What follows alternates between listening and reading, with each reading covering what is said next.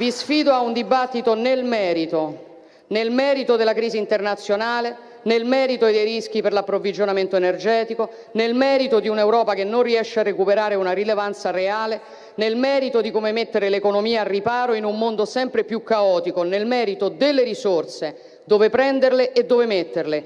Parliamo delle soluzioni, vediamo chi ne ha, perché lo scenario che abbiamo di fronte non consente più a nessuno di cavarsela dicendo che è tutta colpa della Meloni, finanche l'aumento mondiale dei prezzi del petrolio.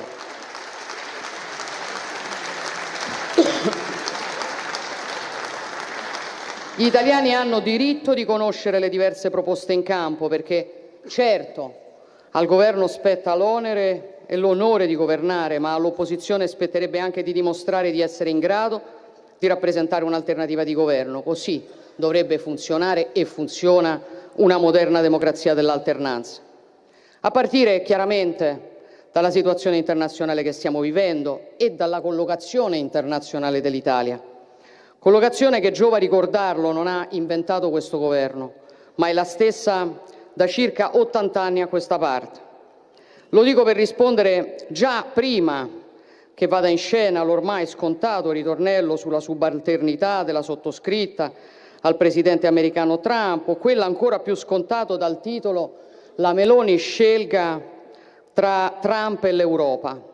Anche qui spiegherò di nuovo il mio punto di vista, ma approfitto per chiedere a mia volta qualche chiarimento, perché la posizione italiana nella crisi iraniana è stata esattamente la stessa dei principali paesi europei. Allora mi chiedo e vi chiedo se quando si dice che dobbiamo stare con l'Europa si intenda davvero l'Europa o si intenda piuttosto la sinistra europea, anche quando questo significa dividere l'Europa. Perché temo che le due cose non stiano insieme e chiaramente attendo fiduciosa una risposta.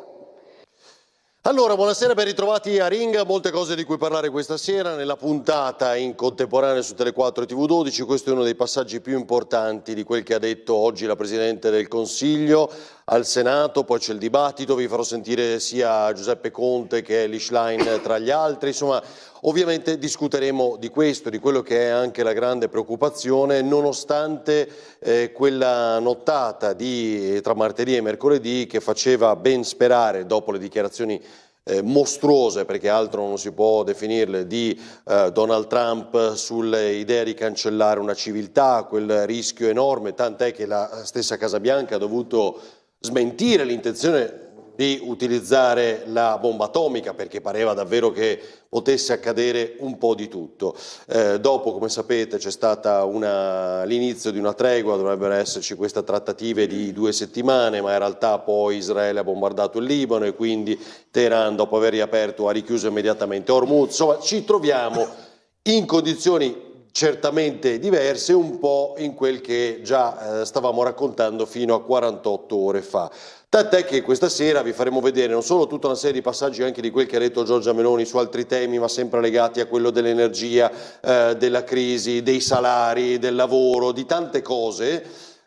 Ma ci troviamo in una condizione che gli imprenditori, i cittadini, i lavoratori insomma raccontavano fino a poche ore fa, quindi con alcuni peggioramenti, la benzina ancora alle stelle, insomma i rifornimenti che mancano. Poi vi mostreremo le immagini che abbiamo già fatto vedere anche martedì su Trieste di una rada piena di petroliere, quello è un altro aspetto ancora che vi racconteremo. A proposito, nell'ultima parte avremo un imprenditore, cioè un operatore del porto di Trieste, Enrico Samer, che ci racconterà cosa sta accadendo appunto su questo fronte anche per i loro traffici, quali sono le conseguenze. Prima di farvi vedere molte cose, vi presento gli ospiti. Saluto e ringrazio Maria Rosaria Capozzi, noi iniziamo sempre dalle donne, Movimento 5 Stelle, ben trovata. Buonasera, grazie per l'invito. Al suo fianco già vedete Marco Craighero del Partito Democratico. Buonasera. Per il centrodestra Marcus Maurmaier dei Fratelli d'Italia. Buonasera a lei e a tutti i telespettatori. Roberto Novelli, Forza Italia. Buonasera. Buonasera. Fatemi salutare anche il presidente della CNA del Friuli Venezia Giulia, Maurizio Manetti. Buonasera, ben trovato. Grazie. Prima volta Ring, si faccia forza. No, come dico sempre, adesso c'è di peggio ovviamente. Allora, lockdown energetico. A proposito, con Emanuele Sergi e Giancarlo Celant, se ci aiutate vi facciamo vedere adesso tutta una serie di cose. che sono le possibilità di cui anche si è parlato in queste giornate, almeno di certo fino a martedì, quando tutto il peggio sembrava non poter passare, ma in realtà ritornano un po' di attualità, perché tutto può cambiare di ora in ora, ma in realtà stiamo ancora allo stesso punto di prima, come dicevamo. Mi fate vedere il sondaggio intanto, perché stiamo chiedendo a voi che ci seguite da casa se rischiamo questo lockdown energetico, che cosa vuol dire, ora ve lo spiego ulteriormente. Sì o no, dite la vostra, con una telefonata sentirete il segnale di occupato, ma perché è un sondaggio anonimo e gratuito, così che funziona, registra la vostra preferenza, non vi preoccupate, lasciamolo pure in onda. E poi vi ricordo il 375 64 58 500. Ma prima di vedere poi l'altro servizio col Vox realizzato da Umberto Bosazzi, mi dai quella schermata che tra l'altro qualcuno ricorderà, grazie perché ci hanno seguito in tantissimi giovedì scorso, è quella di giovedì scorso ma aggiornata con ulteriori cose. Quindi gli 8 punti quanti sono? Quelli numerati, eccolo qua. Allora, commentavamo settimana scorsa l'idea palesata dal commissario europeo che aveva detto no, preparatevi perché ci può essere un lockdown energetico, bisogna incentivare lo smart working, potrebbero esserci meno voli aerei e tutto il resto. E da lì la bolletta del gas, che era più 19,2 a marzo, che è il terzo prezzo più elevato di sempre quando appunto ci sono le serie storiche. Intanto aggiungiamo dei punti, la crescita del PIL dell'Italia è stata dimezzata a 0,4 e poi vi farò vedere il confronto con gli altri paesi del G7. Quali potrebbero essere in questo mondo folle delle iniziative legate al lockdown energetico per risparmiare? Al di là dell'abbassare i limiti di velocità, che può far sorridere ma fa consumare meno gasolio, meno benzina. Ci potrebbe essere il ritorno delle targhe alterne, non per l'inquinamento, ma perché c'è poca benzina, perché si può circolare di meno, perché bisogna razionare la benzina, le domeniche a piedi. Ci potrebbe essere in quest'estate, o già tra poco, visti i 20 gradi, la riduzione dell'uso dei condizionatori.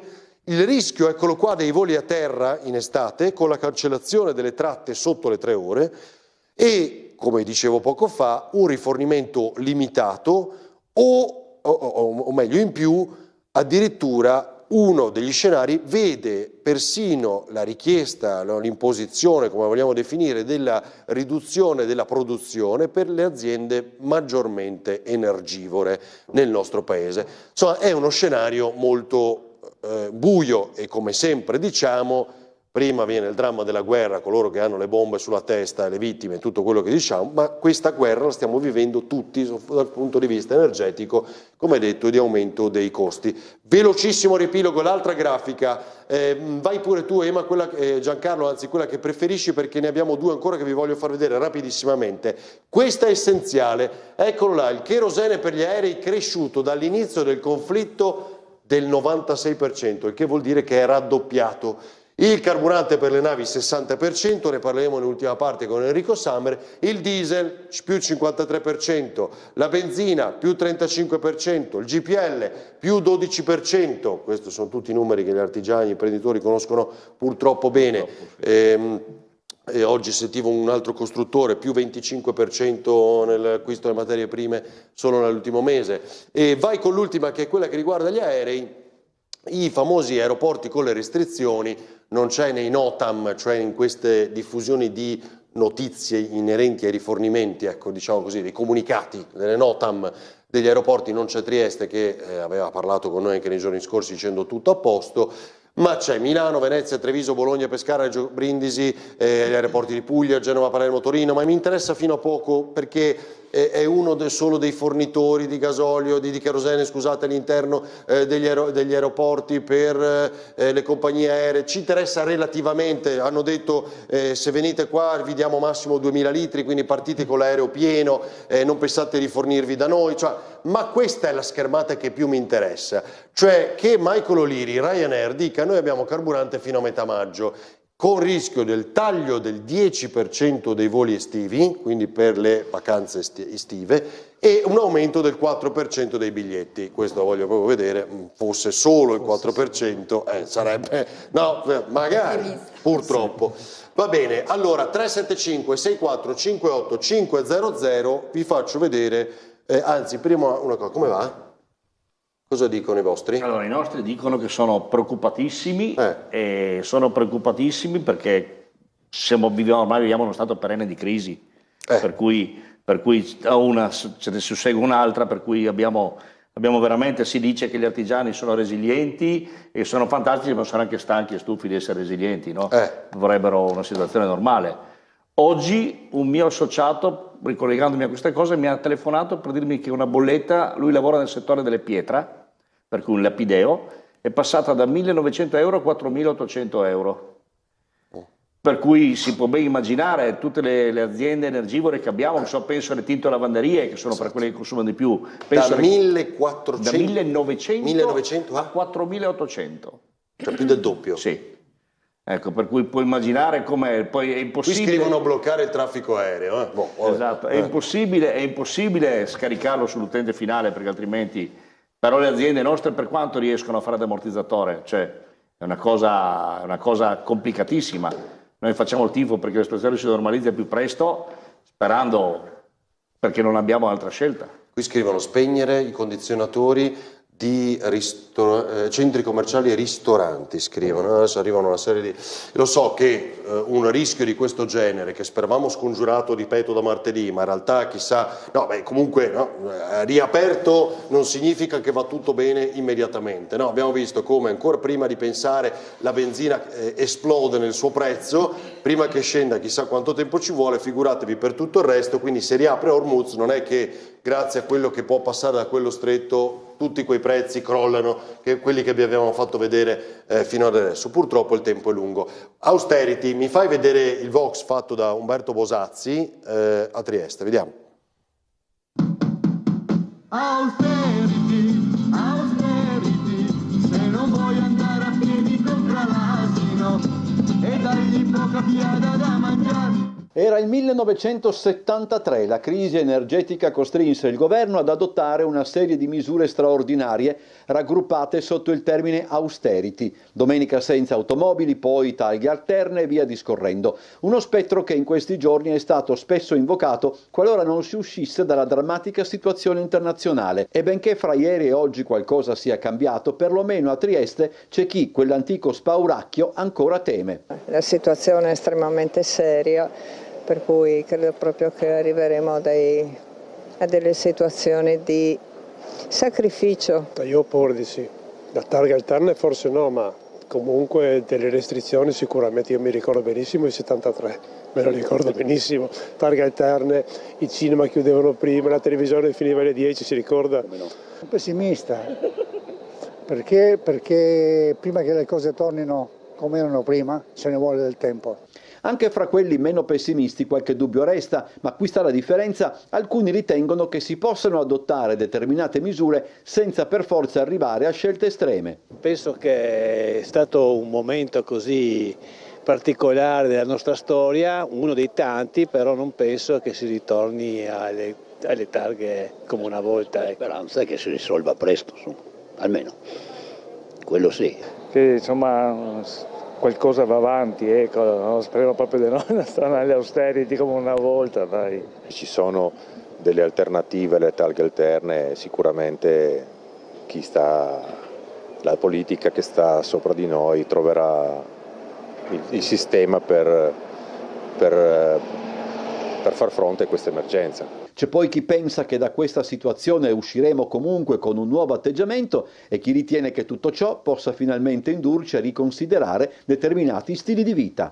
Potrebbe non essere un male, però secondo me poi gli animi si riscaldano perché siamo troppo poco informati. Da cittadina non patentata o ecco, che vive questa storia, questa era storica, si potrebbe appunto puntare al green zone, quindi a una zona un po' più verde, puntando la domenica di non utilizzare le macchine, magari piuttosto puntare ad una passeggiata o a respirare un po' più di umanità.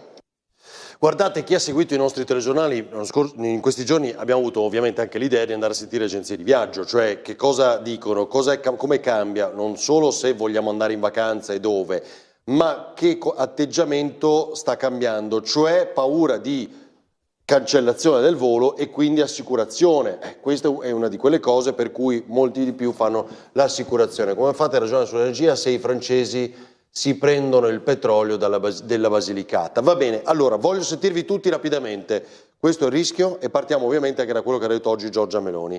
Rischio vero, concreto, e aggiungo, scusi, l'ultima, tema smart working, DAD, cioè ricordate la didattica a distanza e quanti danni ha fatto, no? Ecco, ai ragazzi di oggi quanto lo stiamo commentando ancora. Quella per fortuna è stata esclusa immediatamente da tutti, ministro compreso. Dai, prego. Sì, sicuramente è una situazione molto complessa che ha degli effetti che devono essere tutti ancora ponderati, perché le bombe purtroppo, i morti li hanno fatti, sono cadute e hanno colpito anche strutture di produzione di fonti di energia strategiche che ci vorranno anni per essere ripristinate, quindi sicuramente c'è una criticità, ma sono anche dell'idea che proprio il fatto che questi colloqui che sono stati annunciati e che dovrebbero iniziare già da domani, e tra l'altro con l'annuncio anche rispetto alla questione libanese, con un'ulteriore possibilità di dialogo, credo che arriveremo a qualche esito favorevole rispetto a quello che è la chiusura, intanto che le bombe non cadano più, perché questa è la cosa fondamentale, che significa che persone innocenti non vengano uccise rispetto a questa guerra. E poi per quanto riguarda la nostra nazione, io direi forse ci siamo già dimenticati, si va a ricordare anni molto più lontani, ma il 2022 l'altro ieri, e anche quello è stato un periodo nel quale per il gas e per lo scoppio della guerra in Ucraina il nostro primo ministro è andato in giro per il mondo per recuperare il gas, e il gas è sempre la prima materia prima che viene a mancare proprio per la chiusura di Hormuz, quindi di petrolio ce n'è tanto, qui non credo che sia a precipitare le cose subito. Allora, c'ho tantissime sms, grazie, voglio sentirvi velocissimamente. Rimanete a casa se avete paura del tutto, qui non è questione di aver paura, cioè è questione di capire quali saranno le risorse che avremo e come sfruttarle, se saranno limitate, e se, come riporta adesso anche Repubblica, iniziano le trattative anche diciamo sul fronte Libano, quindi conflitto tra Israele e Libano, che ha continuato a bombardare, no? Sapete, come vi ho detto, per quello Hormuz è rimasto chiuso, ma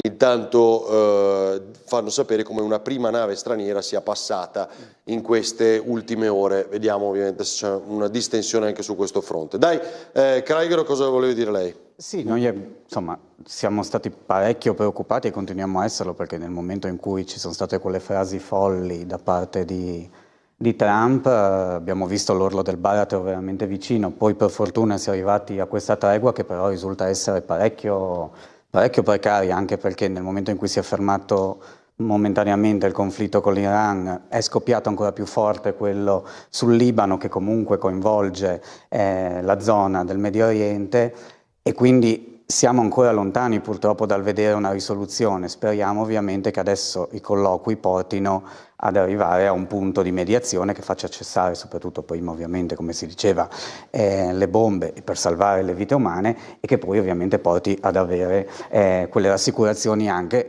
per i nostri territori, per le ricadute economiche e sociali che arrivano anche ovviamente qua da noi. Ci stiamo portando dietro gli effetti di una guerra che non vogliamo, che non abbiamo voluto, e che stiamo seguendo sull'onda di Trump. Anche il nostro governo. Però lei ha sentito, io vi ho fatto ascoltare uno dei momenti diciamo più politici di questo intervento, lo sono tutti, di Giorgia Meloni, che dice essenzialmente questo, tra le altre cose: noi siamo l'Italia sempre in quella stessa identica posizione rispetto agli Stati Uniti, che portiamo avanti da 80 anni tutti i governi, un po' quello che Crosetto ha detto l'altro giorno anche parlando delle basi, no? Sempre. Sì, però come dire, però non ci siamo mai trovati con un presidente con una posizione così forte degli Stati Uniti. Sì, ho capito, però lei dice, poi voglio sentire gli altri della maggioranza. Degli stessi alleati, perché sì, ma dice noi ci siamo comportati come tutti gli altri europei, tranne la Spagna, non lo dice, ma è quello il riferimento. La Spagna in particolar modo, ma anche la Francia, il Regno Unito, che non è nell'Unione Europea, ma che si sta riaggregando, insomma. Però lui dice,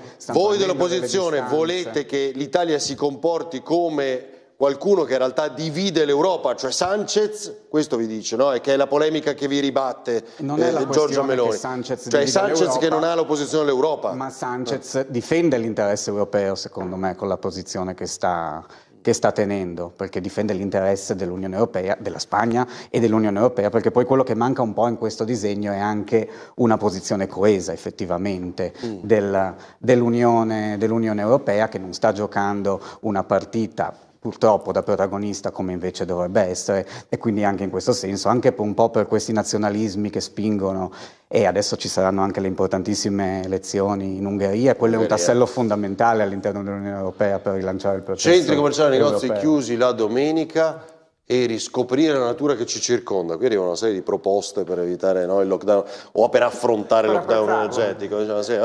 Dai, allora Novelli e poi Capozzi, dai. Ma allora, le soluzioni per affrontare una situazione drammatica, nel caso ci dovesse essere un lockdown, poi necessariamente si trovano, ma non è questo il punto di arrivo, perché un lockdown significherebbe, abbiamo qui il Presidente della CNA, che un intero sistema, oserei dire, socio-economico rischia di saltare. E siccome nel nostro Paese la struttura economica, produttiva, è formata da decine di migliaia di microimprese, queste microimprese hanno anche meno possibilità di resistere a tempi prolungati di crisi. Ecco che allora il problema lo posizionerei anche in questo ambito. Se poi vogliamo fare delle considerazioni, che sono delle considerazioni macro, dove andiamo a capire perché stanno succedendo queste cose e quali sono poi le conseguenze nel medio e lungo termine, l'analisi risulta estremamente complessa. Uno, perché vediamo che non c'è una linea. Questa linea cambia di giorno in giorno. Cioè Trump cambia idea, da posto a posto. E questo sappiamo. Mi ridai l'elenco che è interessante, prego. E questo sappiamo che porta anche a delle ulteriori conseguenze che sono di tipo economico, ma non direttamente produttivo, ma sull'economia mondiale, perché le borse lavorano e agiscono in base anche al si dice. E quando le borse lavorano in base anche sono a risalite molto mercoledì, no? E poi esatto, in realtà poi creano oggi una di nuovo sorta di indecisione, in questo caso planetaria, anche negli investitori, che a diversi livelli e diversi ambiti poi hanno degli atteggiamenti che poi possono diventare schizofrenici, cioè si innescano tutta una serie di meccanismi che poi possono, soprattutto per i piccoli nuclei familiari, per i piccoli investitori, per i piccoli risparmiatori, avere delle conseguenze importanti. Ma in maniera proprio basilare per chi ha un fondo pensione, cioè, no? Ma dico proprio per una cosa... E quello è l'investimento che dovrebbe essere più sicuro al mondo, perché tu fai qualcosa che ti servirà per il futuro. Quindi questa è una cosa veramente, veramente molto grave. Io penso che noi ci siamo risvegliati da un torpore che durava da 75 anni con l'inizio della guerra in Ucraina. Noi non avevamo più connessione con nessun tipo di conflitto e di guerra, non perché non ci fossero, ma semplicemente perché erano delle guerre che non avevano nessun tipo di connessione con noi. Quindi la guerra del Sudan, decine di conflitti nel mondo, ma chi li sente? Ci poteva provocare quella pietas umana, quel momento di riflessione su quello che stava succedendo alle persone che morivano, ma tutto sommato non ci cambiava niente del nostro mondo. Adesso invece le cose sono completamente diverse. Allora, Capozzi, poi ovviamente avete visto arrivare l'SMS, un classico, ne arriverà più di qualcuno che dice riapriamo alla Russia, no? Quindi al gas russo, tutti quei ragionamenti lì, o ci dobbiamo disinteressare del conflitto russo-ucraino che citava ora Novelli, insomma arrivano varie provocazioni con l'SMS. Dai, Capozzi, poi vi faccio vedere un'altra cosa, le pompe a secco oggi. Abbiamo sicuramente una situazione complessa, difficile, che esporrà tutti i nostri cittadini a delle difficoltà importanti, quali il caro bollette, il costo della benzina che continua ad aumentare, il gasolio. Da questo punto di vista noi vediamo una responsabilità chiara anche di Giorgia Meloni, perché rispetto anche al discorso che oggi ha tenuto in Parlamento non le si chiede di allontanarsi dalla cosiddetta alleanza atlantica, ma di fare massa critica rispetto a quello che residua dell'Europa, di difendere quelli che sono i nostri interessi e non di essere subalterna, perché non finirò mai di dirlo, anzi lo ha detto anche Mattarella, perché l'Europa si sta, e quindi anche il nostro governo, si risolve in un vassallo felice dell'America, un'America che sta tutelando i propri interessi, perché vedete, anche dopo questa tregua fragile, che cosa ne è venuto a tutti gli altri paesi? Ne è venuto un accordo che si risolve in un accordo che è positivo soltanto per l'Iran, ma non certo per noi, perché il passaggio di Hormuz, che prima era gratuito e libero, oggi invece è nelle mani degli Pasdaran, che hanno comunque previsto un passaggio quindi a pagamento, hanno trasformato lo stretto in un casello proprio autostradale che porterà nelle casse dell'Iran, quindi si pensa che porterà un guadagno che si aggirerà intorno ai 90 miliardi di dollari. Quindi che cosa abbiamo avuto? E io in questo mi trovo d'accordo con il Premier Sanchez, perché ci siamo trovati di fronte ad un presidente guerrafondaio, che prima ha piccato il fuoco e poi si è presentato con il secchio d'acqua, quindi anche io non mi sento tra quelli che esultano per questa tregua. Innanzitutto una tregua che è instabile, e lo abbiamo visto. Non abbiamo un leader vero sul campo, perché nonostante sia stato stipulato questo accordo di tregua temporanea, Israele ha continuato a fare quello che gli pareva, anzi quindi ha messo in atto l'attacco più importante che abbia mai intrapreso contro il Libano. Quindi abbiamo una situazione di caos dove manca un vero leader e dove ognuno intraprende la strada che vuole in violazione del diritto internazionale di fronte ad un'Europa che continua ad essere inerme, e quindi anche da questo punto di vista ci ritroviamo un governo che non prende una posizione chiara. Anche rispetto ad oggi non si può dire che vi è stata una condanna anche da parte di Giorgia Meloni per quanto riguarda gli attacchi di Israele nei confronti di Beirut, perché lì sono stati colpiti anche obiettivi civili, quindi centinaia di cittadini. Abbiamo avuto delle considerazioni blande, perché io devo dire di più. C'è una vicinanza non soltanto di affinità, ma proprio politica rispetto a questi due criminali, che continua ancora a difendere e a spalleggiare, perché non abbiamo visto mai, anche quando ci sono stati massacri nei confronti dei palestinesi, delle posizioni nette, se non sul finire per dire che, perché queste sono le ultime considerazioni di Giorgia Meloni, non condivido, non ha condannato, ma non condanno. Non condivido ma non condanno, e per me questo è inaccettabile. Dica, ma ormai velocissimo cosa. Sinceramente, viviamo in un mondo totalmente diverso rispetto a quella che è la realtà che ha appena descritto la collega. Io mi spiace, non posso condividere le parole che sono state dette, perché il presidente Meloni ha assolutamente si è dissociata rispetto a quello che sta accadendo in Iran, non ha condiviso la guerra, l'ha detto chiaramente più volte. Quindi raccontare cose no, mi spiace, io ho ascoltato, cioè mi riporti le scene nelle quali Giorgia Meloni non ha condannato quello che è accaduto in Iran, perché sinceramente non lo trovo corretto, si raccontano cose non vere, sono bugie. Mi fai vedere, quindi, guarda, siccome l'ho citato all'inizio, ne riparlerò anche l'ultima parte. Mi dai le immagini al Golfo? Sanchez, il vostro idolo Sanchez, ha mandato le navi come le ha mandate, l'Italia, le ha mandate come l'Italia, allo stesso identico modo dell'Italia. Allora, per cortesia, l'Unione Europea è allo stesso livello in modo univoco rispetto a quello che ha fatto Trump, tant'è che Trump si è lamentato dei suoi alleati. Quindi non mi sembra che abbia detto non è Giorgia Meloni quella che condanna, ha condannato tutti. Quindi non raccontiamo, noi sappiamo, guardate, questo l'abbiamo fatto servizio, l'ho già fatto vedere anche nelle scorse settimane, purtroppo la guerra sta andando avanti da diverse settimane. Fai pure vedere le immagini. Questa era a Trieste questa mattina, era così anche martedì, era così nei giorni scorsi, abbiamo fatto più volte il servizio, tra l'altro con l'intervista appunto all'amministratore delegato della SIOT. Cioè abbiamo la fortuna di poter rifornire l'oleodotto che porta poi in Baviera con petrolio che arriva da altre parti del mondo, e così insomma poi ci raccontano altri operatori del porto e li sentiremo, come detto anche nell'ultima parte di Ring questa sera. È una situazione che uno immagina paradossale, perché erano almeno 8 le petroliere oggi in rada, quindi è curioso anche in questo momento, insomma, a Trieste. Ma perché ci mettono il suo tempo per fare i viaggi che devono fare, per quello c'è l'effetto di quello che sta accadendo. Cioè, l'attacco americano e israeliano è iniziato un poco più di un mese fa. Cioè, quindi stiamo parlando, le navi, il tempo che fanno il loro percorso, è ovvio che ancora oggi stiano arrivando.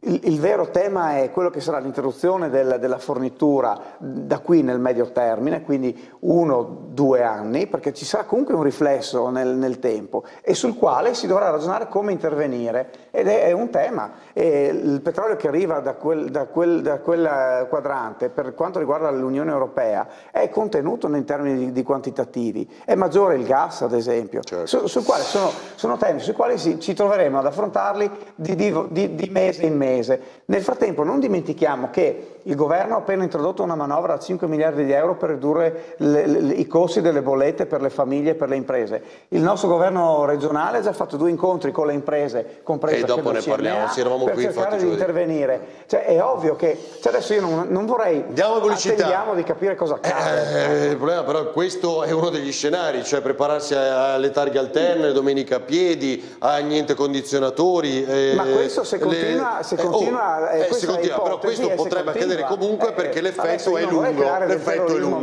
Mi fate vedere il Pordenone oggi con Federico ed Esmeralda dalla Longa. Oggi ci ha fatto vedere alcune pompe di benzina a secco. Ce l'hai? Pompe di benzina a secco, dai, prima la pubblicità. Perfetto, quello lì, vai. Le tensioni internazionali continuano a pesare sulle tasche dei cittadini con l'instabilità nell'area dello Stretto di Hormuz che agita i mercati petroliferi mondiali. Una situazione che continua a scuotere i tabelloni dei prezzi anche nel Pordenonese, dove si delinea uno scenario che crea forte preoccupazione. I picchi massimi si registrano lungo l'asse Porcia-Brugnera, dove il gasolio al self tocca i 2,33 euro al litro, mentre la benzina si aggira intorno a 1,96. Per chi sceglie il servito, la stangata non è da poco, si arriva persino a 2,53 euro per il diesel e 2,16 per quanto riguarda la benzina. Sul fronte opposto, la caccia al prezzo più basso sposta il traffico verso il Conad Superstore di Porcia, che offre i prezzi più economici della zona, 2,09 per il gasolio e 1,69 per la benzina. Tuttavia, l'assalto ai distributori da parte dei cittadini spaventati da rincari e la possibilità che le scorte di benzina possano finire, unito ai ritardi della logistica da Marghera, ha mandato molte pompe a secco. Come vedete dalle immagini realizzate dalla nostra troupe da Sacile a Pordenone, diversi impianti Eni sono stati costretti a sigillare le erogazioni con cartelli dalla scritta gasolio esaurito, travolti da code chilometriche. C'è stata una campagna, se vogliamo, chiamata campagna di sconti, soprattutto che ha riguardato il gasolio, effettuata da Eni in tutta la rete nazionale, immagino, e ha fatto sì che le vendite di gasolio sono state superiori a quelle normali, preventivate, e quindi c'è stato un problema della logistica, immagino, e quindi fa fatica ad arrivare il prodotto. Noi dell'Eni praticamente penso tutti un po' a singhiozzo siamo rimasti senza carburante. Stamattina eravamo senza, io qua in via Sclavons, il mio collega in via Maestra e l'altro Eni che sono passato davanti in viale Venezia a Pordenone. Io penso che piano piano la logistica dovrebbe rifornire tutti e la dovrebbero rientrare entro pochi giorni.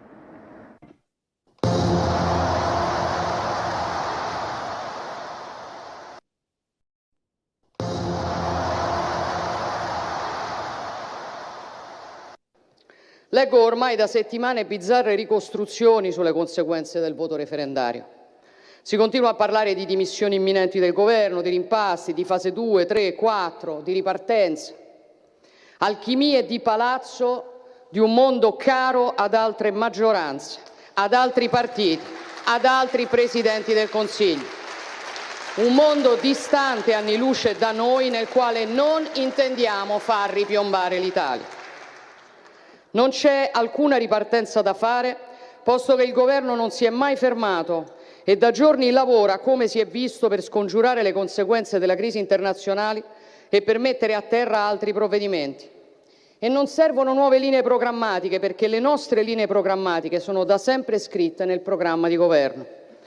Non c'è alcuna intenzione di fare un rimpasto, perché con tutti i limiti che abbiamo, questo rimane il governo che, nonostante si sia trovato a gestire la peggiore congiuntura degli ultimi decenni, ha restituito all'Italia stabilità politica, credibilità internazionale, serietà nella gestione delle risorse e fondamentali economici decisamente migliori di quelli che aveva negli anni passati. Quanto alle dimissioni, colleghi, certo probabilmente sarebbe convenuto sul piano tattico invocare le elezioni per giocare sull'effetto sorpresa, sulla divisione delle forze d'opposizione, nella peggiore delle ipotesi lasciare a qualcun altro il compito di mettere la faccia sui difficili mesi che arriveranno. Cioè esattamente lo scenario che l'opposizione teme di più, tanto che definisce questo governo un pericolo per l'umanità, ma non ne invoca le dimissioni. Posizione bizzarra di chi evidentemente ostenta una sicurezza che non ha. Non temete. Ci siamo presi l'impegno di governare questa nazione per 5 anni ed è esattamente quello che faremo. Allora, Trump sbaglia, ma accusare la Meloni è ridicolo, scrivono via SMS, ci sono molte proposte, anche quelle non toccate, i condizionatori della povera gente, no? Qualcuno scriveva, insomma, c'è un bel dibattito via SMS. Ora voglio sentirvi tutti, qua c'è il tema del rimpasto, cioè come dire, no, il referendum, scudiamoci un referendum, tutte quelle riforme zero, quello che poi risponde Conte, c'è stato un bel dibattito anche in aula oggi dopo aver ascoltato la Meloni. Meletti, incomincio da lei, cioè cosa servirebbe a voi, cosa dicono, cosa chiedono gli imprenditori? Perché poi ho anche i costruttori, cioè ne abbiamo di servizi stasera che... Gli imprenditori dicono una cosa che è un po' impopolare, servirebbe meno litigi e prendere atto di una situazione che è onestamente grave e lavorare assieme per portare avanti una politica che sia strutturale, di lunga durata, perché va bene adesso... diamo atto, noi qui in Regione, la Regione è stata velocissima, l'assessore Bini ha convocato 2 incontri con tutte le stazioni datoriali, sono stati fatti dei confronti per cercare, però sono soluzioni a breve termine per tamponare una falla che si è aperta con questa crisi, ma c'è bisogno di una politica energetica strutturale. È chiaro che noi, avendo rinunciato al nucleare, scontiamo questa cosa che, vista quello che si vede, le nostre aziende pagano l'80% l'energia in più degli altri stati d'Europa. Sì. Per cui è chiaro che abbiamo una centrale nucleare a 100 km dal confine, che adesso addirittura stanno raddoppiando, per cui raddoppiando questa centrale nucleare addirittura sentivo il presidente Agrusti parlare di una possibile, invitare la Regione a una possibile partecipazione alla conduzione. Ne parliamo da tanti anni, no? Anni. Per cui è evidente che le nostre aziende hanno bisogno di lavorare, hanno bisogno di semplificazione, hanno bisogno di poter dedicarsi al loro lavoro, perché soprattutto, come diceva giustamente Novelli, le nostre aziende, la maggior parte sono micro e piccole imprese. In Regione la maggior parte, hanno 2,5 addetti per impresa, compreso il titolare. E questo cosa implica? Questo implica che sono meno strutturate e sono più fragili. Esatto. Sono più flessibili, certo che forse è quello che in alcuni momenti fa in modo che siano più pronte ad adattarsi, però sono quelle più fragili e di conseguenza hanno bisogno di essere aiutate, e non ci può essere una politica, non hanno bisogno di essere aiutate con sovvenzioni, con aiuti finanziari a pioggia, hanno bisogno di essere lasciate lavorare. Guardate, questo è un passaggio, siccome vedo tantissimi SMS, vi ricordate i debiti che ci ha lasciato il governo di sinistra 5 Stelle PD senza neppure alcuna guerra, perché non l'ha citato, la Schlein invece l'ha citata proprio precisa, oggi tra l'altro l'ho fatto sentire, invece Conte l'ha praticamente non citato ma evocato più volte in aula oggi Giorgia Meloni, compreso questa cosa qui dei debiti, del super bonus. Quindi noi i conti invece li affrontiamo seriamente, avanzo primario, abbiamo messo a posto il paese, tutte queste cose che ha detto Meloni, le ha sentite? Ma infatti Conte ha parlato proprio di un avanzo che ha lasciato in dotazione a questo governo, cosa che invece non troverà il governo che succederà al governo Meloni, a meno che non succeda a se stessa. Io ho trovato imbarazzante l'intervento di Giorgia Meloni oggi, perché è partita con un elenco delle cose da fare come se fosse inizio mandato. Ha elencato tutte le cose che sono state fatte con un'enfasi fuori da ogni logica e non ha fatto menzione a tutte quelle che sono le criticità del nostro paese, perché si è basata soltanto su critiche nei confronti dell'opposizione, dimenticando quelle che sono le criticità irrisolte, anzi che contrariamente sono state acuite da questo governo. Parlo innanzitutto dei salari dei nostri cittadini che non sono stati ancora adeguati. Parlo della sanità che è in ginocchio e quindi tanti cittadini rinunciano alle cure. Parlo della crescita che è ferma da 4 anni e potrei andare avanti. Infatti bisogna chiedersi, questo governo in quale maniera è intervenuto, anche perché la maggior parte delle riforme che ha proposto sono state bocciate. Prima era la questione dell'autonomia differenziata. Oggi è stata bocciata un'altra parte importante del programma di governo, perché la Meloni dice che il referendum non è politico, ma il referendum è politico perché di fatti i cittadini hanno bocciato una parte importante proposta dal governo Meloni che atteneva alla riforma della giustizia. Io ringrazio tutti i cittadini che si sono espressi contro questa riforma che non risolveva in alcun modo quelle che sono le problematiche dei cittadini derivanti dalle lungaggini dei processi, né per quanto riguarda la gestione degli stessi uffici giudiziari, perché vedete quello che vuole demolire questo governo sono proprio i meccanismi di garanzia per rendere questo esecutivo indipendente e forte. Quindi io ringrazio tutti i cittadini che, ripeto, hanno votato. Chiaro, ha parlato di molto del referendum oggi, non quelli del Friuli perché ha votato per il sì, vabbè,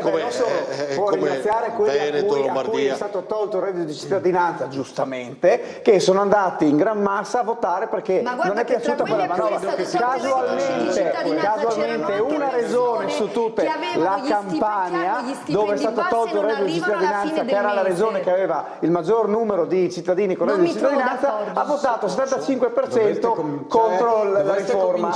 Questa è la realtà delle cose. Questo malcontento che questo paese sta avendo verso questo governo. Dalle fasce più deboli. Hanno votato sì, giustamente. Le fasce più deboli, che più in difficoltà, hanno detto questo governo non ci rappresenta più. Non rappresenti i cittadini di Friuli Venezia Giulia.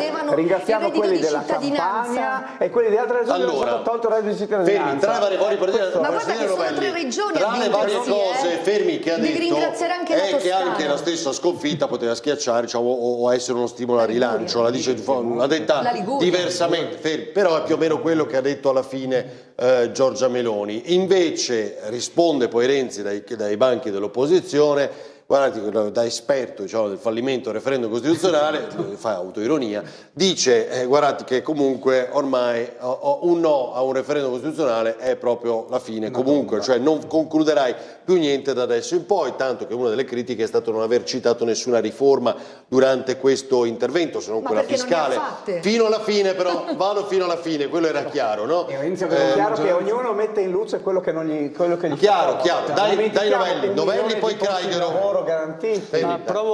Provo a ricondurre la discussione un po' sul binario che ci ha indicato il Presidente della CNA. Allora, noi qui stiamo parlando di un tema che non è prettamente politico, perché siamo partiti da un ragionamento che riguarda la situazione in cui si trova l'economia mondiale a causa di questa guerra che si è scatenata in un punto strategico del nostro mondo. Strategico perché? Perché c'è in quel luogo la maggior produzione di materia petrolifera, che poi ricordiamoci non è soltanto la benzina o il gasolio, ma sono i fertilizzanti, le materie plastiche, cioè c'è tutto quello che a noi serve per produrre e per consumare e che poi viene utilizzato dagli artigiani o dall'industria per il proprio lavoro o per sviluppare quelli che sono i beni di consumo durevole. Allora, qui è molto facile dire un paio di cose. Innanzitutto che questo governo è un governo che sicuramente ha dato stabilità e se vogliamo ha anche avuto una capacità che nei governi precedenti non c'era stata, salvo dei periodi piuttosto contenuti che io mi riferisco al governo Draghi. So che non era dai più amati anche da alcune frange del centrodestra, però io personalmente ritengo che il governo Draghi fosse un buon governo, ma al netto di questo. Noi in questo momento... Draghi per l'emergenza energetica ha messo 7 miliardi, quindi anche lì è stata solo sicura. per E poi certo, gli effetti, esattamente come questa paccata di milioni, centinaia di milioni adesso, purtroppo sono pochi. No? Sono pochi, certamente, però sono questo governo, noi dobbiamo partire da una base, che questo governo è un governo che sicuramente ha ampliato la sua credibilità internazionale, un governo stabile che ha fatto delle manovre cercando di salvare il bilancio dello Stato.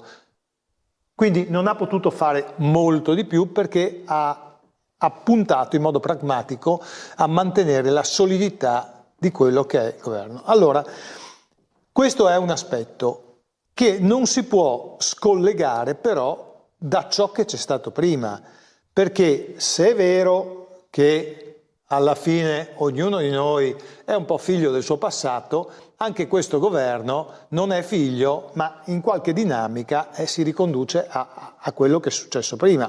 Allora, sempre con dovuta cautela, ma insomma i 150 miliardi di debito che super bonus, diciamo, super bonus, cioè sì, questi interventi economici sono figli di quelle difficoltà lì. No, voglio dire, una fesseria stratosferica, perché io voglio capire i dati dal quale prendete questi buchi in bilancio. Peraltro, voglio anche che non hai, voglio anche dire, un po' diversa, che ma ti ritrovi che avete speso voi, voglio anche dire, avete lasciato alle future generazioni. Voglio anche dire, capite che ha creato un circuito. Ha dato uno slancio importante al settore. Voglio anche dire, l'ultima cosa, voglio anche dire che poi io allora avevo così la fortuna di essere in Parlamento, queste cose le ho viste molto da vicino e il Presidente nazionale di Federcostruzioni ci spiegava come erano nate migliaia di aziende senza né arte né parte che hanno ma anche questo fa parte di un sistema che poi ha avuto anche delle ricadute drammatiche sulla qualità del lavoro che è stato svolto, con tutte delle conseguenze che poi sono ricadute sulle famiglie, per cui insomma situazione molto Guardate, su questo ha risposto Crosetto, ha risposto anche oggi la Meloni, cioè come dire, ci sono quegli accordi, si fa da decenni e nessuno li ha mai toccati o pensato, nessun governo di tutti i colori, di metterli in discussione o di modificarli.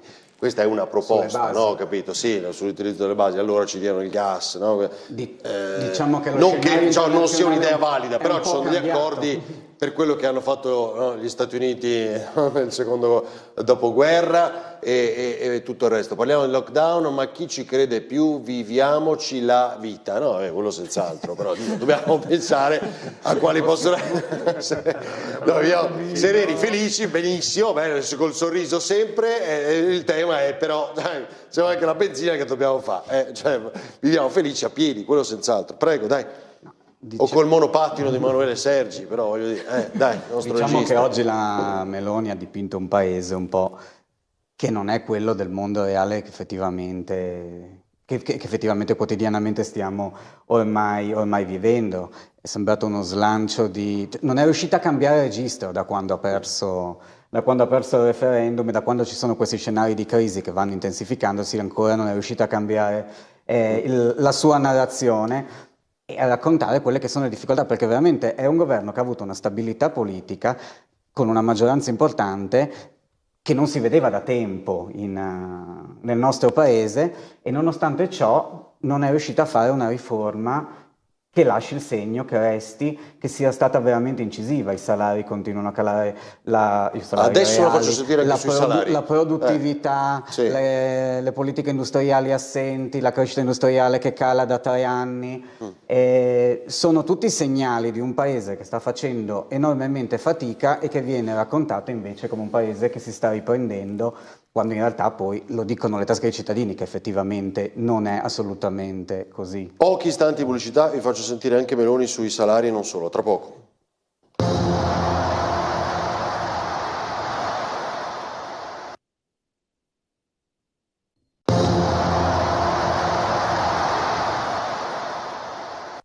e atteso che secondo l'ultima edizione dello studio sull'attrattività il numero degli investimenti diretti esteri in Italia è quasi raddoppiato rispetto al periodo pre-Covid, che le hanno permesso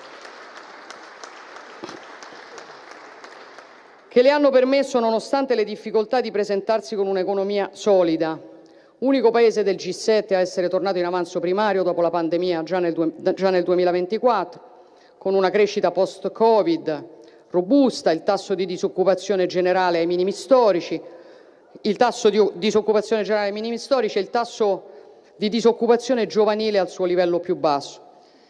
E qui consentitemi un inciso. Da giorni la segretaria del principale partito di opposizione, Elly Schlein, ripete in TV che da quando governa il centrodestra è aumentata la precarietà. Solo che questa è banalmente una menzogna verificabile. E quando si mente, colleghi, è perché si ha paura della verità. La verità è che da quando si è insediato questo governo è aumentato il lavoro stabile ed è diminuito il precariato. La sinistra lo rivendicava, ma la destra lo ha fatto. E non lo dico io, lo dice l'Istat, i cui numeri certificano che rispetto all'inizio della legislatura abbiamo quasi 1,2 milioni di occupati stabili in più e oltre 550.000 precari in meno. E sempre a proposito di dati reali, da quando è in carica questo governo i salari degli italiani hanno ripreso a crescere, consentendo alle famiglie italiane di recuperare, seppure lentamente, il potere d'acquisto perso negli anni precedenti. Come nel 2024, anche nel 2025 le retribuzioni contrattuali hanno avuto una crescita superiore all'andamento dell'inflazione ed è aumentato, e seppure non sufficientemente per noi, il reddito disponibile delle famiglie. E come ricordato pochi giorni fa dall'Istat, nel 2025, seppur di poco, è diminuita la popolazione a rischio povertà o esclusione sociale. Allora, 22:11, devo andare velocissimo, tra poco vi do anche il risultato del sondaggio. Dai, riparto da voi, non ho tempo a far sentire Schlein e Conte, ma ci siete qua voi ovviamente in rappresentanza, quindi tanto meglio. I salari reali in realtà sono diminuiti a fronte di un costo della vita che è parecchio aumentato, quindi la percentuale, cioè, i salari reali sono diminuiti del 7-8%, il costo della vita è aumentato del 20-30%, poi ci sono stime a seconda poi anche dei prodotti che si va a considerare. E quindi questo incide effettivamente, poi è aumentato forse sì numericamente il lavoro a tempo indeterminato, ma all'interno c'è molto part-time involontario e molti salari, molto lavoro povero anche, quindi effettivamente la condizione economica non è migliorata e soprattutto poi dal punto di vista anche giovanile, cioè c'è un miglioramento sulla fascia oltre i 50 anni, sui giovani effettivamente non c'è un miglioramento e sono molti giovani che poi anche scelgono di andarsene dal nostro paese. Politiche per migliorare le condizioni giovanili e far restare i giovani non se ne è visto, almeno non a livello incisivo. I salari nell'artigianato non sono un problema, anzi sono molto alti perché sono il patrimonio più grande che abbiamo, la manodopera. Facciamo una difficoltà estrema a trovarla, specializzata non ne parliamo neanche. Quindi va coccolata. Esatto, esattamente. Lei era al convegno sulla bilateralità, ha visto i rapporti che ci sono fra le parti datoriali e le parti sindacali. Per noi il nostro patrimonio più grande è la manodopera, per cui lì veramente non si lesina nessun dipendente di impresa artigiana mai che io conosca ha problemi di salario. Lo paga bene, lo tratta, sì, anzi, si inventa un welfare per ritenersi, no? Noi non dimentichiamo che quando c'è stato il Covid molte aziende sono rimaste aperte grazie ai dipendenti che hanno non hanno preso la paga per aiutare le aziende in difficoltà, per cui e poi le aziende artigiane, c'è il datore di lavoro e il dipendente, se uno entra in un'azienda artigiana non sa chi è il titolare, si confonde perché... Diciamo che... si confondono perché... certo lavora tutti e due la sua azienda. Ci sono settori dove il salario funziona, dove la contrattazione collettiva poi ha portato anche livelli importanti, ci sono problemi poi di lavoro povero effettivo, guardiamo anche banalmente ai rider che prendono 3-4 euro l'ora. Citati dalla Schlein dove non oggi. Si riesce...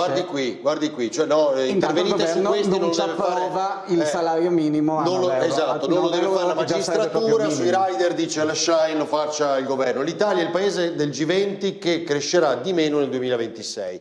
Previsione di crescita globale 2026 per paese, l'India, vabbè, Cina, Spagna, guardiamo quelli vicini a noi, 2,1% la Spagna, la Germania 0,8%, la Francia 0,8%, noi più 0,4%, dimezzato con gli effetti, no, di che l'avevamo fatto vedere anche nell'elenco puntato, che possiamo rivedere ancora una volta. Si offendono quando citiamo Sanchez, ma basterebbe guardare poi. Ma abbiamo lo stesso valore di crescita è diventato della il mito per loro. Dica qualcosa su Sanchez. Dai. Ma io notavo anche sulla transizione ecologica. Lascio la parola. No, io ero divertita invece dal fatto che abbiamo lo stesso valore di crescita anche della nostra regione, che è del meno 0,4%. Meno? Sì. Sì, sì. Meno 0,4, qui è più. Sì. Questo è più. Io leggevo diciamo meno. Che senza il no, è più. È più. È diciamo più. Che senza no, per carità, seppure diventa meno, già è poco nulla, seppure diventa meno. Senza l'effetto lungo del PNRR. Più 0,4%. Dai, dica qualcosa, perché Sanchez è per loro il nuovo mito. No, ma Sanchez è una persona intellettualmente indipendente. Allora, va visto nella media il dato della Spagna, perché come noi abbiamo avuto dei momenti di crescita importante post Covid, la Spagna ha avuto sicuramente un momento di crescita significativo legato a tutta una serie di interventi fatti, ad esempio sulla regolarizzazione dell'immigrazione che loro hanno avuto, in particolare quella proveniente dai paesi dell'America Latina.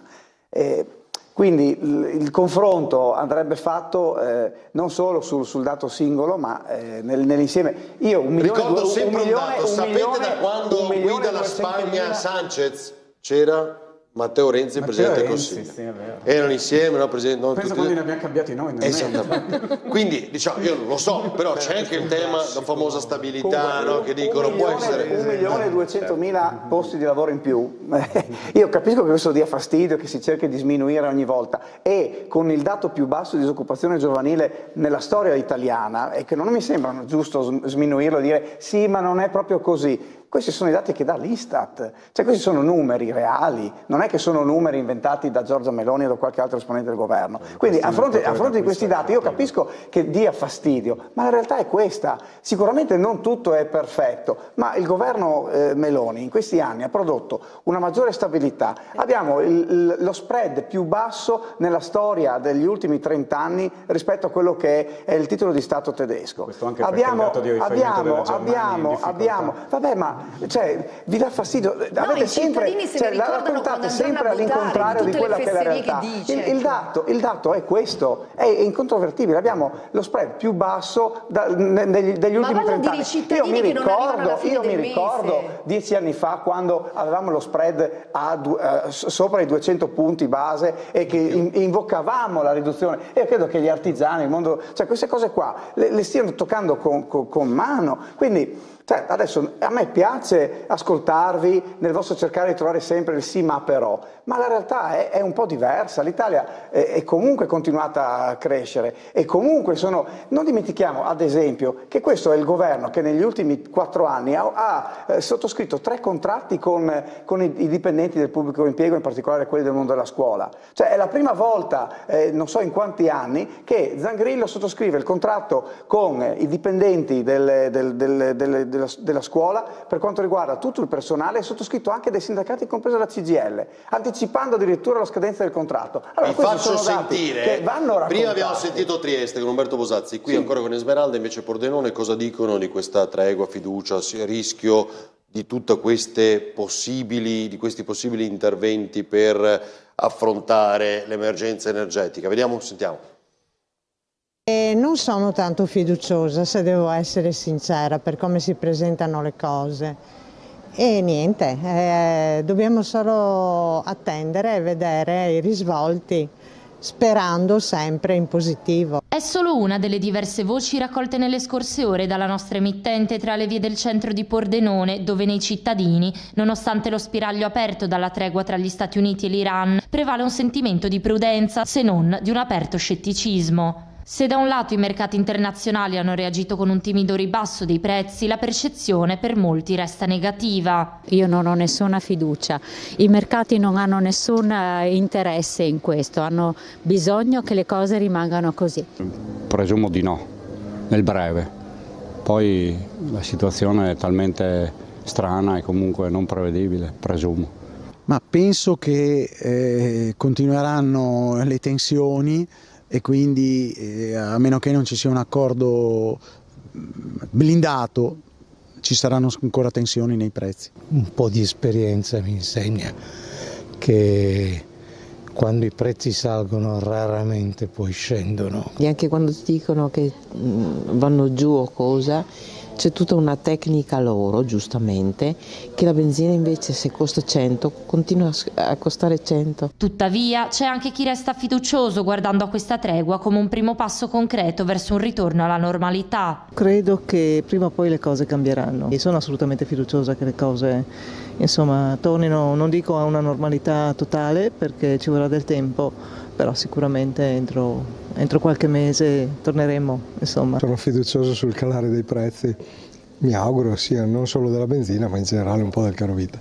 Sì, sono fiducioso, speriamo che abbassino però, dopo quando decidono l'abbassamento passano anche settimane.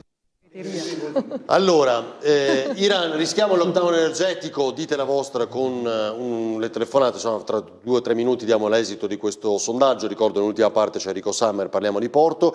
Ora, citavamo poco fa gli interventi già fatti dal governo, prorogati, lo ha ricordato anche oggi Giorgia Meloni, che però hanno un effetto effimero, questo è il problema, cioè paccate di risorse di centinaia e centinaia di milioni di euro che poi hanno un effetto che devono essere ripartiti sulla parte energetica che è fruita da milioni di cittadini. Quindi e aggiungo una cosa, scusi Noel, poco fa ho notato un sms, mi ha colpito particolarmente perché diceva voi parlate della benzina intanto la povera gente muore, ma noi stiamo parlando esattamente di questo, cioè delle difficoltà degli imprenditori, delle famiglie, dei lavoratori, dei dipendenti, di chi non ha, no? Quindi, perché se poi aumenta tutto, chi ha poco come fa a pagare la luce, come fa a pagare il gas, come fa? Un autotrasportatore si rischia di avere costi che superano i 10.000 euro all'anno. Esatto. Poi non so se magari si riferiva alla povera gente che è una cosa sotto le bombe. Che fa no, quello l'abbiamo detto all'inizio, per carità.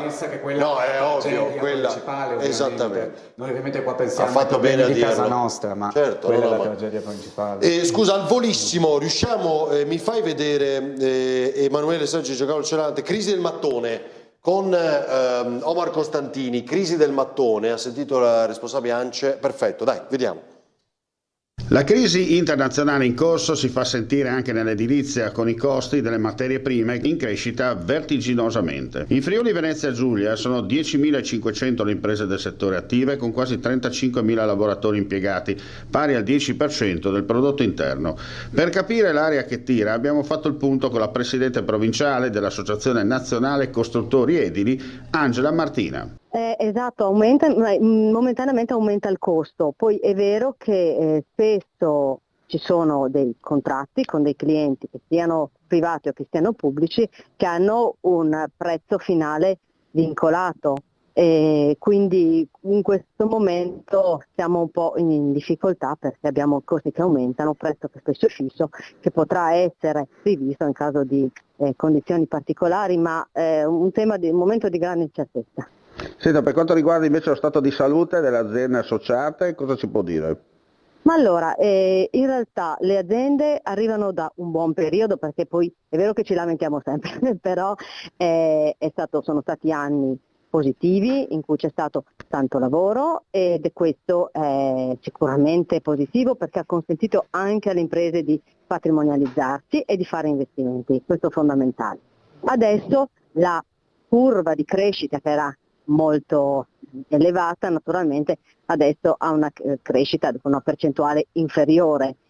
Questo è anche ciclico, quindi ce l'aspettavamo. L'importante però è che non diminuisca una situazione di fiducia, perché queste difficoltà, il momento contingente, la fine anche degli incentivi fiscali e a questo punto anche del PNRR sono un attimo, ci mettono un momento in stand-by e quindi confidiamo in nuovi investimenti pubblici e in una programmazione a lungo termine, perché quello anche il tempo è una variabile fondamentale per riuscire a fare le cose bene. Abbiamo registrato negli ultimi anni un aumento delle imprese associate ad ANCE Udine, quindi lo dico con orgoglio.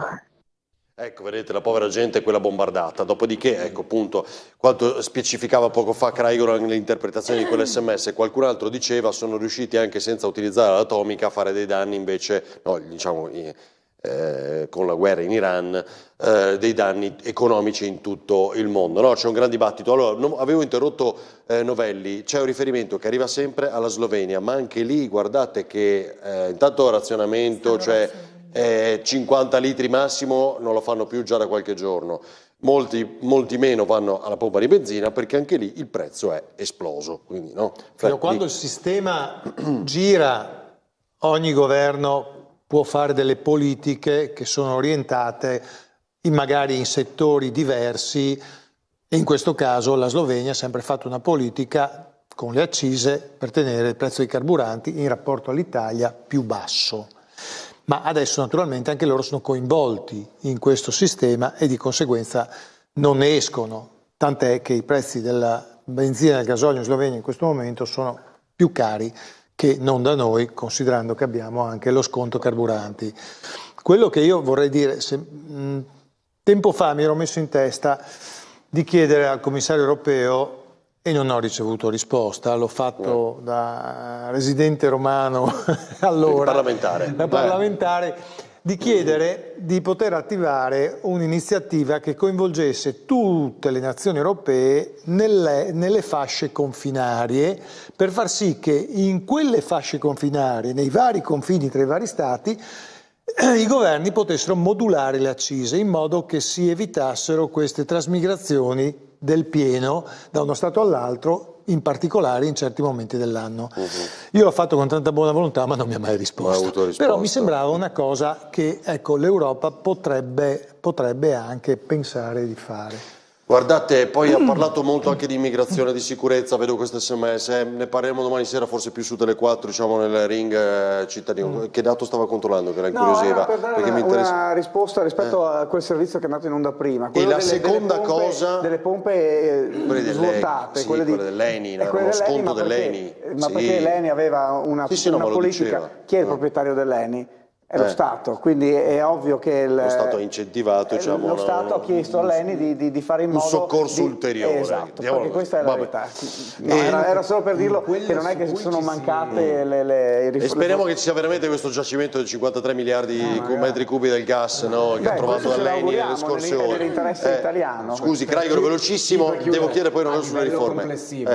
Il discorso, secondo me, è quello che ci ritroviamo sempre a rincorrere. Non abbiamo avuto, anche negli ultimi anni, una politica di prospettiva, già a partire dalla guerra russa-ucraina, doveva esserci un campanello d'allarme. L'Europa un po' di diversificazione, di autonomia l'ha fatta. Diciamo che quello che servirebbe sarebbe un investimento maggiore e più massiccio nelle energie rinnovabili, nelle reti di distribuzione che sono... Devi chiedere a lei che sia d'accordo, però. Nelle reti di distribuzione... State attenti che... Allora, non ho più tempo. I sistemi di accumulo, anche le comunità energetiche su cui la regione ha iniziato, su cui bisognerebbe intensificare parecchio. Il risultato del sondaggio e il fondale, che devo fare vedere un'ultima cosa, eccolo qua. Iran, rischiamo il lockdown energetico? Sì, 48,9, no 51,1. Molto combattuta. Sì. Cioè lei era convinto cosa? Io credo che diciamo, vincesse che il lockdown vincesse di più. Sono molto divisi. Probabilmente c'è ancora un sentimento. Gli artigiani che dicono, ma quelli sono pronti a tutto. Gli artigiani non è che sono pronti a tutto. Quelli passano, vivono in emergenza sempre. Sono abituati fra una difficoltà e l'altra, ormai tirano su la famosa sera cinesca, che in qualsiasi posto del mondo sarebbe la cosa più normale, invece qui diventiamo degli eroi, ci dicono tutti che siamo degli eroi. Comunque è grosso modo il dato del sondaggio. Esatto. Mi sarebbe piaciuto, no, neanche così, però un po' meglio, diciamo. Va bene, guardate, questa invece è una gran bella notizia, che per i 50 anni del terremoto, oggi trattativa, diciamo, segreta, no, del presidente Massimiliano Federica, che ha ottenuto questo risultato, e quindi oggi hanno annunciato come ci sarà il capo dello Stato in occasione dei 50 anni. Verrà in consiglio bellissimo regionale. segnale. Che lo faremo a Gemona il 6. Il 6. E quindi questo è molto importante. Sappiamo poi che si innesta in una tragedia vissuta, che è quella della morte di un volontario, quindi del processo in corso per quanto riguarda per esempio la protezione civile, quindi il sindaco di Preone condannato, e quindi l'intenzione di molti sindaci in protesta di non presentarsi con la fascia tricolore. Adesso bisogna vedere, ovviamente anche alla luce di questa notizia, per le celebrazioni di fronte al Capo dello Stato. L'essenziale è che però ci sia una risposta importante, ecco, per i sindaci soprattutto prima, no? Perché sennò politica, anche da quello che si sta discutendo in Parlamento. Allora, il risultato del sondaggio l'abbiamo dato, va bene, ma di fronte al Capo dello Stato, voglio dire, no, beh, è chiaro, certo, ma sì, no, non ci sarà. Forte per una sì, è un situazione segno che forte che però va rivolto verso il legislatore, verso il Capo dello Stato. Cioè, quando ci sarà il Capo dello Stato, i sindaci avranno la fascia tricolore, mi auguro, no? Questo intendiamo dirci. Allora, grazie a Bauermeier, Novelli, Meletti, grazie davvero, grazie a Craighero e a Capozzi.